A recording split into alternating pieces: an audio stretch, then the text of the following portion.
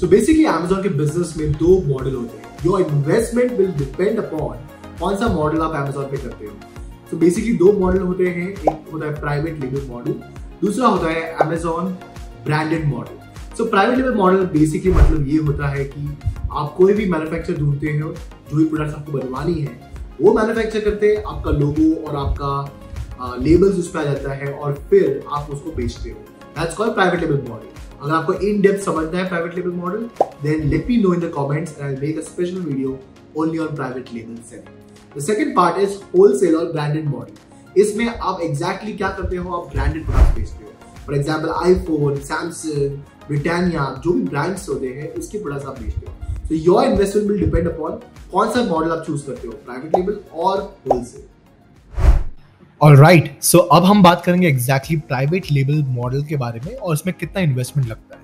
तो सबसे पहले मैं आपको बता देता हूँ कि आप जो इन्वेस्टमेंट सोच रहे हो वो कंप्लीटली डिफरेंट होता है. आप सोच रहे हो जो इन्वेस्टमेंट आपको, अगर आपने वीडियो एंड तक देखा तो आपको एग्जैक्टली मालूम पड़ेगा कि जो इन्वेस्टमेंट आप सोच रहे हो वो उतना नहीं, उससे कहीं ज़्यादा या कहीं कम हो सकता है.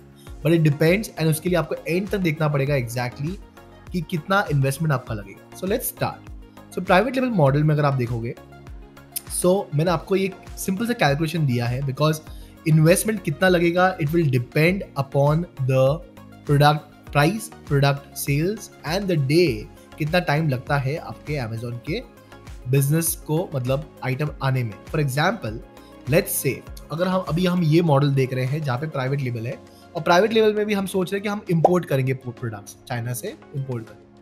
सो लेट्स से जो आप आइटम ला रहे हो, आप सोच रहे हो वो पर डे 5 बिकेगी, राइट, 5 यूनिट्स अ डे. और आप सोच रहे हो आइटम की जो प्राइस है वो है 150 रुपीज. ओके, आइटम की जो परचेज प्राइस रहेगी, मतलब आप सोच रहे हो कि ये आइटम जो है वो 5 बिकेगी per day, per month 150 units बिकेंगे. आइटम की परचेज प्राइस है 250 और सेलिंग प्राइस है लेट्स से 500 रुपीज. सो अगर आप ये इन्वेस्टमेंट अगर आप कोई भी आइटम लाओगे तो एटलीस्ट आप 1 मंथ का स्टॉक लाओगे, तो आपको एक मंथ में सिर्फ परचेज प्राइस, अगर आपको ये बिजनेस स्टार्ट करना है और आपको at least 5 units per day sell करने हैं एक आइटम के, तो अगर आप देख सकते हो 150 पर डे मतलब पर मंथ, और आपकी सेलिंग प्राइस, तो आपकी टोटल सेल्स होगी 75,000. आपका इन्वेस्टमेंट कितना लग गया, 150 रुपीज इंटू परचेज प्राइस. तो एक महीने का stock multiply by purchase price, 37,500 की आपकी इनिशियल इन्वेस्टमेंट लग गई.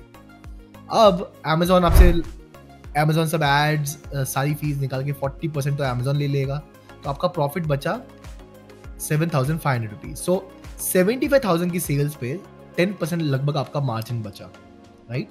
लेट्स से ये प्रोडक्ट आपको रीऑर्डर करने पड़ेंगे, और आप जब चाइना से मंगाते हो तो ऑलमोस्ट 90 डेज लग जाते हैं मटेरियल को आने में. जब से आप ऑर्डर दोगे तब से आप मटेरियल आने में. तो यहाँ तक अगर आप देखोगे तो आपका फर्स्ट इनिशियल इन्वेस्टमेंट लग गया 37,500 रुपीज. That's number 1, right. मैं इसको आपके लिए हाईलाइट कर देता हूँ तो आपको एक आइडिया आ जाएगा. ये आपका इनिशियल इन्वेस्टमेंट हो गया.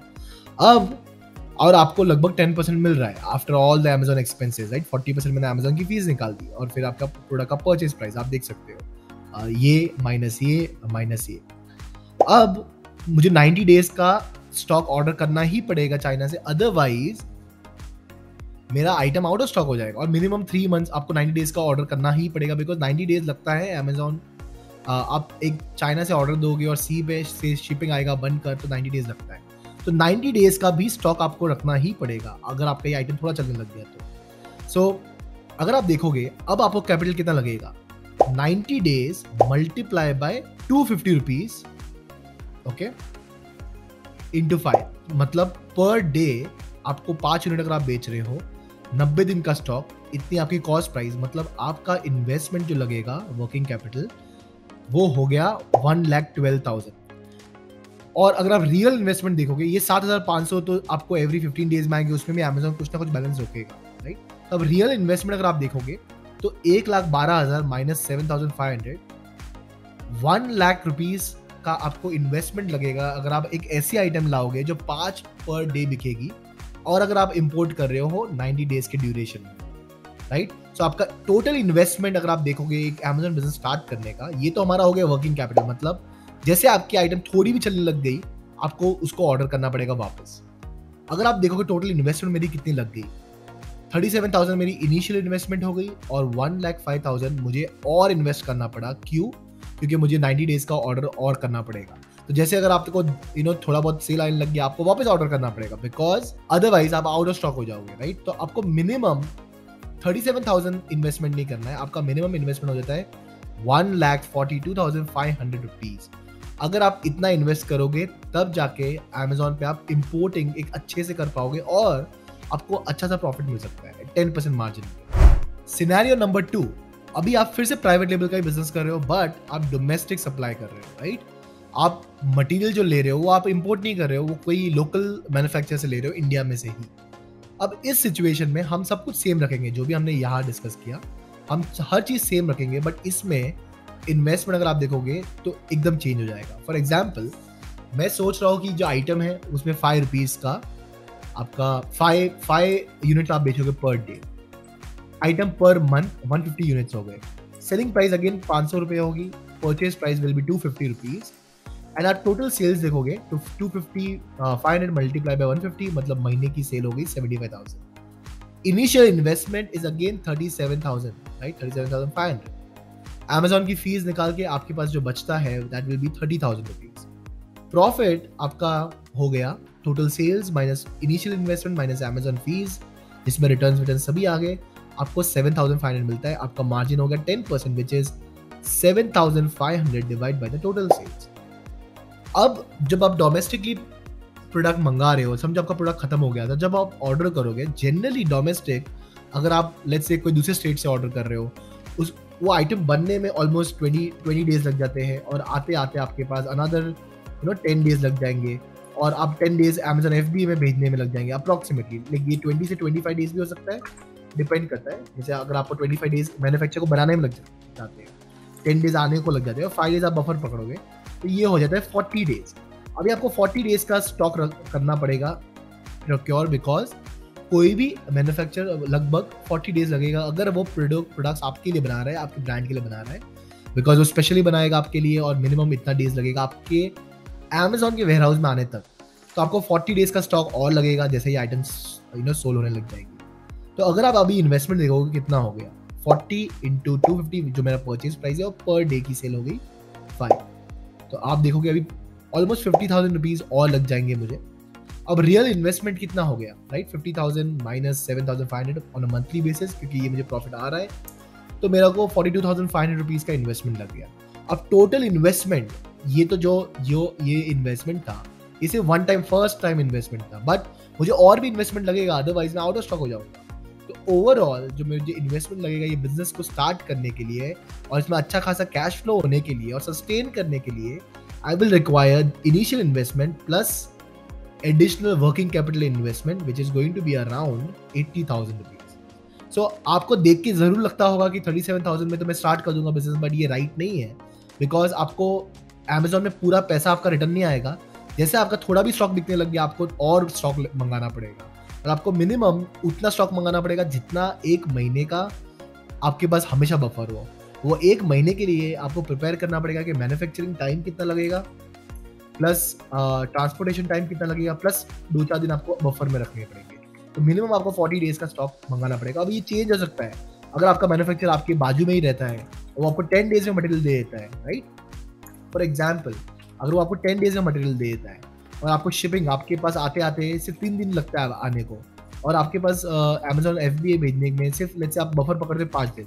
अब यहाँ पर आप देख सकते हो आपकी इन्वेस्टमेंट सीधी हो गई 52,000 rupees as compared to 80,000। So depend करता है कितने नंबर ऑफ डेज लगेंगे आपके प्रोडक्ट आने के लिए, बनने के लिए, दैट विल डिटरमाइन कितना इन्वेस्टमेंट आपको लगेगा। ये हो गई हमारी प्राइवेट लेवल बिजनेस की बात। ये इंपोर्टिंग के लिए है, ये अगर डोमेस्टिक से आप ले रहे हो तो। अब हम बात करते हैं full and final wholesale and manufacturing के लिए।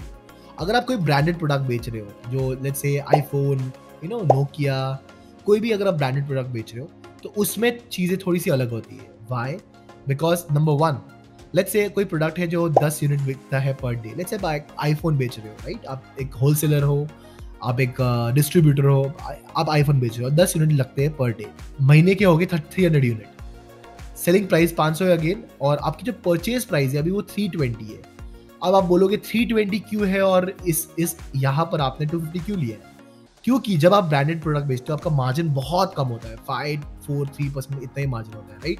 बिकॉज आईफोन दुनिया में सारे लोग बेच रहे हैं, तो आपको compete करना पड़ता है, वो आपका खुद का ब्रांड नहीं है। सो 320 रुपीज़ की परचेज प्राइस होगी। अगर टोटल सेल्स देखोगे एक महीने में एक प्रोडक्ट की तो होगी 1,50,000। इनिशियल इन्वेस्टमेंट कितना लगेगा? 3,20,000 माइनस 300, सो 96,000 रुपीज़ का मेरा इनिशियल इन्वेस्टमेंट लग जाएगा। अमेजोन पे लेट्स से 30% आपका फीस लग जाएगा। अब मैंने इधर यहाँ पर 30 लिया है, यहाँ पर 40 क्यों लिया है? बिकॉज ब्रांडेड में रिटर्न्स बहुत कम होते हैं, प्लस उसमें एडवर्टीजमेंट का खर्चा भी बहुत कम होता है, बिकॉज उसमें एडवर्टाइजिंग की ज़रूरत नहीं पड़ती है, राइट? और आपको लगभग 9,000 रुपये मिल जाते हैं। और अगर आप देखोगे तो आपका मार्जिन हो गया ऑलमोस्ट 6%। यहाँ पर आपका मार्जिन अगर आप देखोगे तो ऑलमोस्ट 10% था, 4% हायर। और लेट्स से ये आइटम आपको बहुत इजीली अवेलेबल मिल जाती है, तो अगर एक डिस्ट्रीब्यूटर हो या तो एक होलसेलर हो, ये आइटम मार्केट में कहाँ से भी आपको मिल जाएगी। तो आपको इसको प्रोक्यूर करने के लिए टाइम नहीं लगेगा। हर एक वेंडर के पास बहुत सारे सप्लायर्स होते हैं जो आपको इजीली ये दे सकते हैं। तो लेट्स से आपको 20 डेज ही लगेंगे ये प्रोडक्ट लाने में, तो आपको सिर्फ 20 डेज का एक्स्ट्रा स्टॉक रखना है। तो अगर आप वर्किंग कैपिटल देखोगे 20 माइनस 320 to 10 विच इज 64,000, और आपका रियल इन्वेस्टमेंट जो लगता है वो लगेगा 64,000।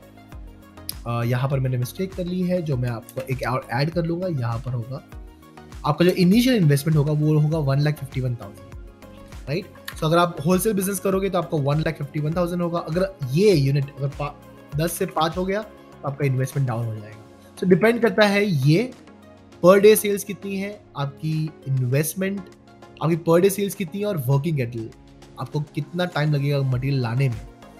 ये चीज़ डिटरमाइन करता है कि आपकी प्रॉफिटेबिलिटी और आपकी इन्वेस्टमेंट कितनी लगेगी।